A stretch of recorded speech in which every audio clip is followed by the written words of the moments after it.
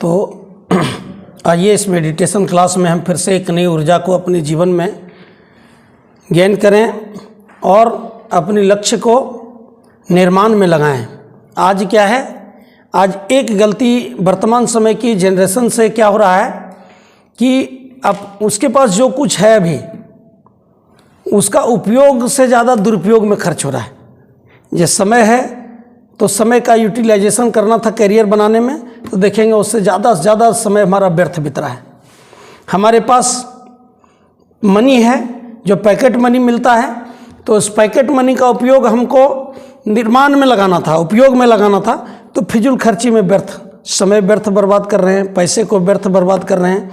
जवानी में जिंदा दिली पैदा करना था, उस जवानी को आज युवा लोग क्या कर रहे हैं, इस जवानी को कामुकता में हर युवा आज कहिए कि केमिस्ट्री के विज्ञान को भले जानता है कि नहीं जानता है, मैथ के सूत्र को आत्मसात कर पाता है कि नहीं, लेकिन हर युवा लोग आज कर रहा है कि नहीं सेक्स की जानकारी होना चाहिए, इसके लिए प्रयत्नशील है। लेकिन भाई उसकी जानकारी होना कोई बुरी बात नहीं है, लेकिन उस ऊर्जा को फिर हम सकारात्मक दिशा में कैसे लगाएं। आज समस्या अनेकों हैं। हर युवा लोग जॉब करके पैसा अधिक कमा करके पैकेज कमा कर क्या करना चाहता है कि बहुत अच्छी हमको विश्व सुंदरी से हमारा विवाह होगा, हम लाखों रुपया खर्च करेंगे। आज कहते हैं कि विवाह एक समाज का, जैसे कभी सती प्रथा एक कोड बन गया था। जब राजा राम मोहन राय अपनी भाभी को बचाने के विरोध किया तो उस समय के लोगों ने क्या कहा, ये हिंदू धर्म का कलंक है, ये हिंदू धर्म को डुबा देगा। लेकिन राजा राम मोहन राय डटकर उसका मुकाबला किए और मुकाबला करने के बाद विजय पाई, सती प्रथा समाप्त हुआ। तो जो विरोध करने वाले लोग थे, जो राजा राम इस सती प्रथा का कि नहीं ये चालू रहनी चाहिए, वो इतिहास के गर्त में खो गए। लेकिन जो राजा राम मोहन राय इसका विरोध करके समाज को जागरूक किए, आज वो इतिहास के पन्नों में अमर हो गए। तो आज युवाओं के सामने चुनौती है। आज चुनौती क्या है, बेरोजगारी तो हमारी चुनौती है। जितना भी चुनौती आज देख रहे हैं वर्तमान चुनौतियां, उसमें युवा का सबसे बड़ा चुनौती बेरोजगार है। वो उनके पास वो नहीं है। संत कबीर ने उस बेरोजगारी को बड़ा अच्छा आज से 600 वर्ष पहले कहा था, ना कुछ देखा भाव भजन में, ना कुछ देखा पोथी में, ना कुछ देखा भाव भजन में, ना कुछ देखा पोथी में, कहीं कबीर सुनो भाई साधु, जो कुछ देखा रोटी में। तो रोटी हमको चाहिए, और रोटी कपड़ा और मकान, इस बात का भी आवाज बुलंद किया साम्यवादियों ने।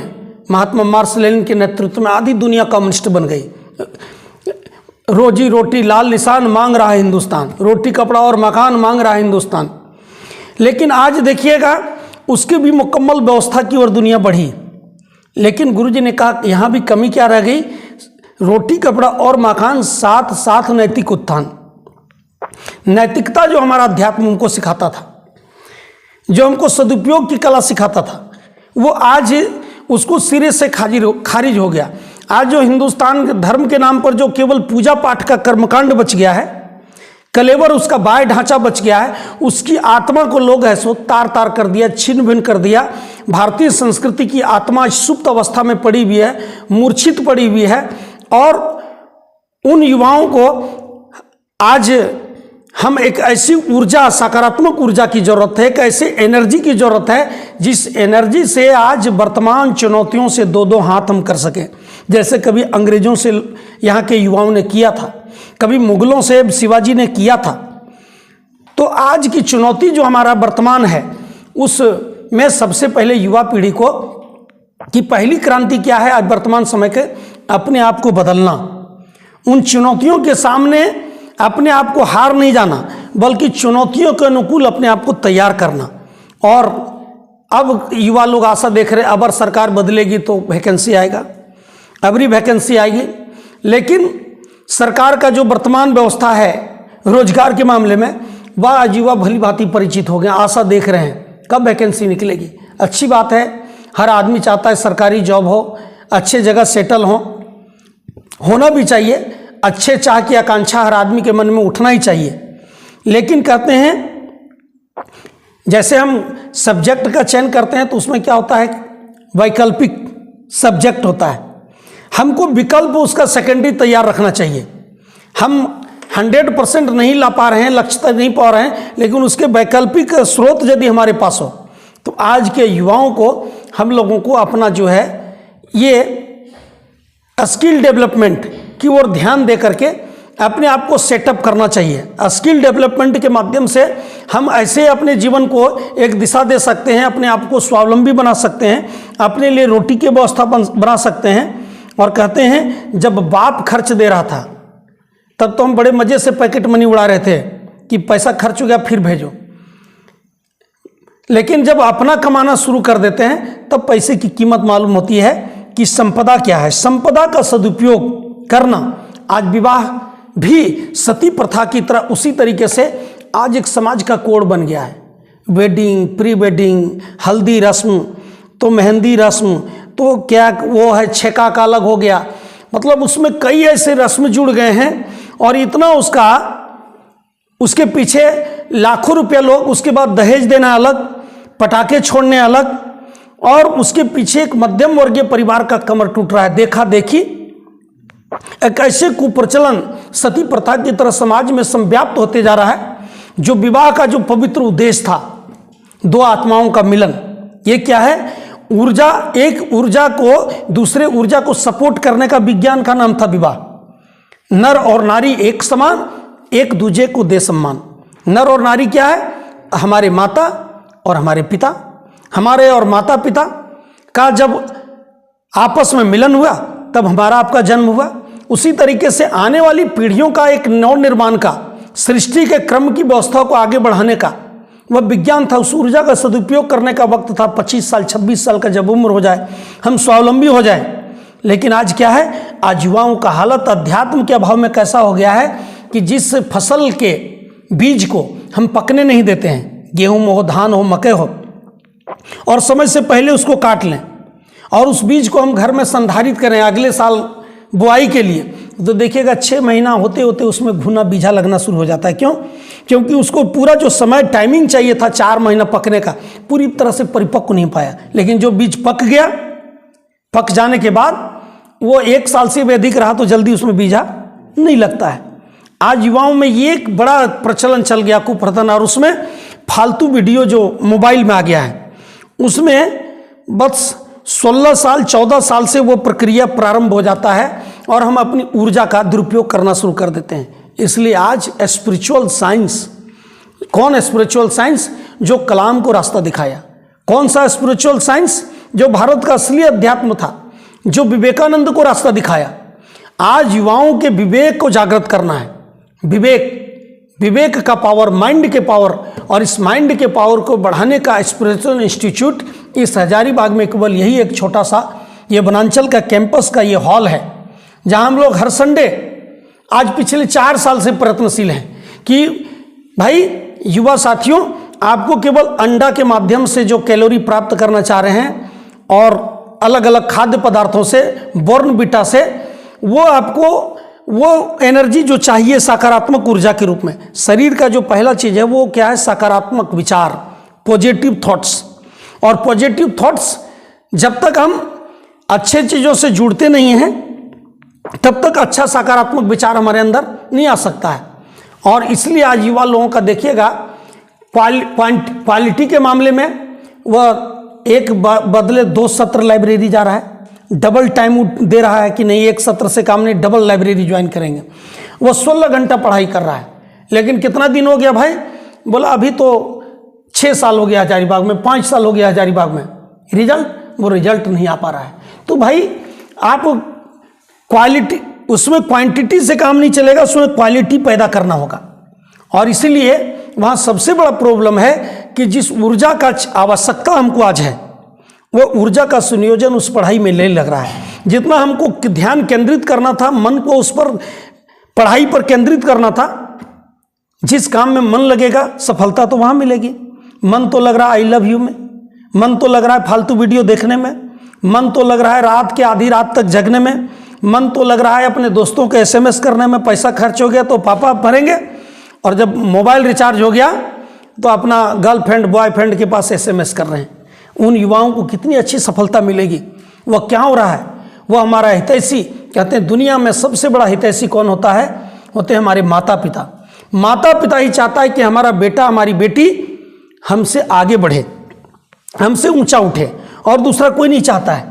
लेकिन उसकी मेहनत, उसकी तपस्या, सुबह उठने का उसका साधना, उस पिता का मेहनत करने की ऊर्जा, वह इसलिए लगा हुआ है कि हमारा बेटा नाम करेगा। लेकिन बेटा, आज हर नेता लोग लिखा, इस लोकतंत्र के महापर्व में बड़ा बड़ा हेडिंग लिखा था। हमारे धनबाद में भी एक नेताजी खड़े थे, मैं नेता नहीं बेटा हूँ, मैं नेता नहीं बेटा हूँ। तो हमने कहा भाई देश परेशान है नेता से और बाप परेशान है बेटा से। ना हमको बेटा चाहिए ना तो नेता चाहिए। आज लोकतंत्र में क्या चाहिए, नेता नहीं नेतृत्व चाहिए, और बेटा नहीं सपूत चाहिए। सपूत की जरूरत है, उस श्रवण कुमार की जरूरत है समाज में, उस नेतृत्व की जरूरत है। कौन सा नेतृत्व, जो नेतृत्व कभी जीरादेई का एक सिवान का बालक डॉक्टर राजेंद्र बाबू, उस समय का फर्स्ट डिविजनर, उस समय का बैरिस्टर, विदेशों से पास करने वाला, जब गांधी का आह्वान हुआ तो अपनी प्रतिभा को अपने स्वार्थ में नहीं लगाकर भारत माता के चरणों में समर्पित कर देता है और कहते हैं पहले आओ और पहले पाओ, पहले आओ पहले पाओ। जब देश आजाद हुआ तो घाटे में रहे क्या, बैरिस्ट्री छोड़ने का मलाल हुआ क्या, बोला इसमें कौन सा सर्वोच्च नागरिक बनाया जाए, राष्ट्रपति के पद पर कौन सबसे अच्छा व्यक्तित्व हो सकता है। तो राजेंद्र बाबू कहने नहीं गए गांधी जी को कि हमको राष्ट्रपति आप बना दीजिए। उनका आदमी नहीं बोलता है, आदमी का व्यक्तित्व बोलता है, नेता नहीं बोलता है, नेतृत्व बोलता है। कई नेता विधायकों का हालचाल लेते हैं, भाई क्यों हार गए भाई सिमरिया के सांसद विधायक जी, बोला कि वो जब वहाँ कोलवरी से जितना पैसा हुआ अपने लिए वो शीश महल खड़ा कर लिए, अपना भतीजा को ना। क्यों हार गए बड़का गांव के विधायक, बोला अपनी बहन को अपने भाई को सब उसमें एडजस्ट करना शुरू कर दिए। भाई जनता सब कुछ समझ रही है। ये नेताओं का हुकूमत तब तक चलेगा जब तक जनता जागृत नहीं हो रही है। जनता का एक्यू लेवल बढ़ेगा तो उस समय सवाल खड़ा होगा कि भाई एक बार विधायक बन जाने के बाद करोड़ों रुपया के पेंशन आपको आवश्यकता क्या है। ऐसे बहुत सा ज्वलंत मुद्दे हैं आज देश में, किस पर उंगली उठाई जाए, कौन सा पार्टी पर। हम लोग पार्टी की बात नहीं करते हैं, हम लोग नेतृत्व की बात करते हैं। आज देश को नेतृत्व चाहिए, और नेतृत्व कौन करेगा, तो परम पूज्य गुरुदेव ने कहा हे युवाओं, अब देश की नेतृत्व का बागडोर आपके हाथों में। आप अपने व्यक्तित्व को बनाइए।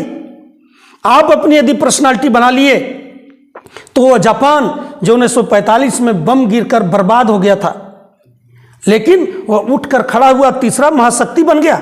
और जिस देश के पास खनिज संपदा से भरपूर धरती, शस्य श्यामला धरती, सोने की चिड़िया वाला भारत, अन्न फल फूल कोयला अबरख, किसी चीज की कमी, संसाधन की कमी जिस देश के पास नहीं हो, वो भारत माता के 40 करोड़ लोग आज भीख मांगने के लिए मजबूर हैं। भाई वंदे भारत तो चलेगा, लेकिन अभी देखते हैं क्या है, स्लीपर का संख्या कम कर दिया गया है और एसी ज्यादा लगा दिया गया है। भाई अब कोरोना में देखें कि सबसे ज्यादा एसी में रहने वाले लोग मारे गए भारत में मध्यम परिवार के लोग हैं, मिडिल फैमिली के लोग ज्यादा हैं।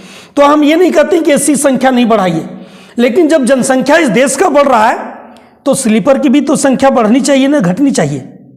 हमारा कहते हैं कौन सामान हमारा ज्यादा बिकेगा, जो लेवल का जनता है उसके अनुसार उत्पादन करेंगे तो हमारा खपत होगा।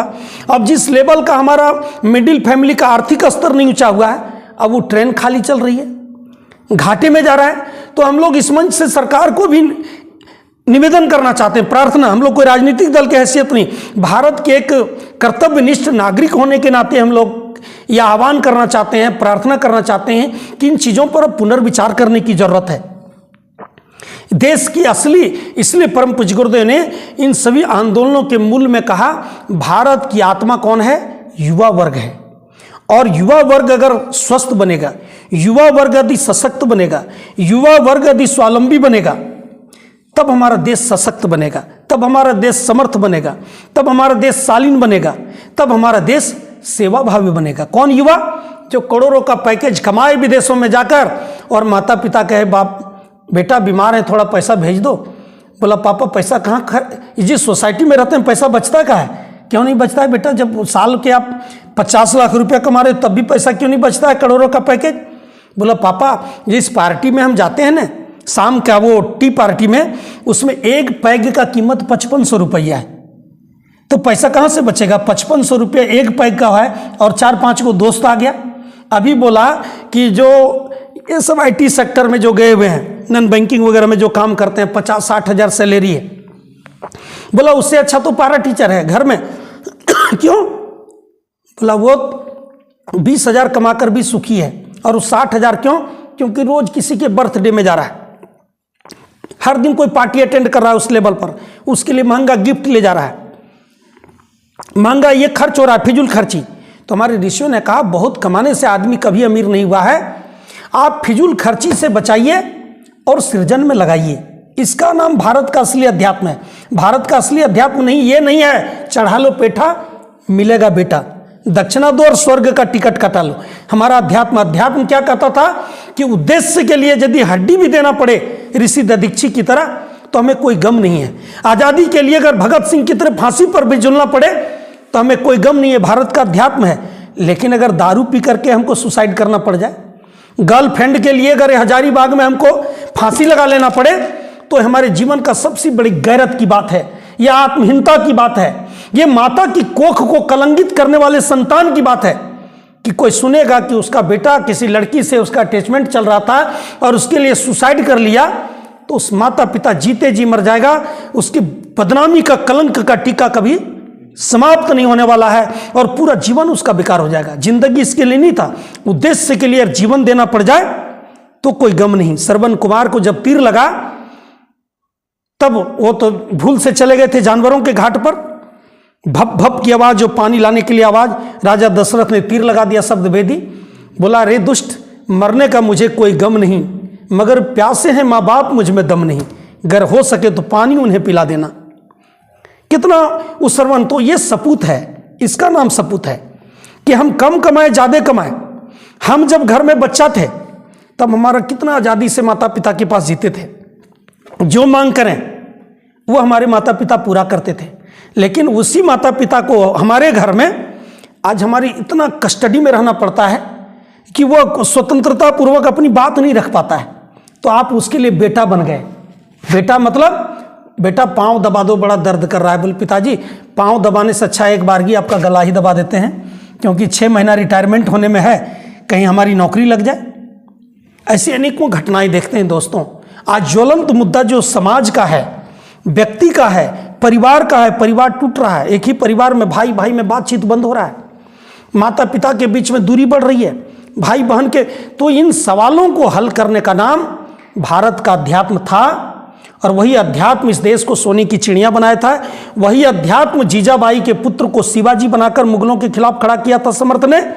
उसी अध्यात्म ने भुवनेश्वरी के संतान को विवेकानंद बनाकर खड़ा किया और भारतीय संस्कृति का जो स्वरूप था उसको पूरी दुनिया में पताका फहराया। लेकिन केवल अमेरिका में भाषण देने से राष्ट्र का, अब उस अमेरिका में नहीं बल्कि उस आवाज को, उस विवेकानंद की आवाज को, अपने अंदर के विवेक को जागृत करके हर युवा के अंदर उसके विवेक को जागृत करना पड़ेगा।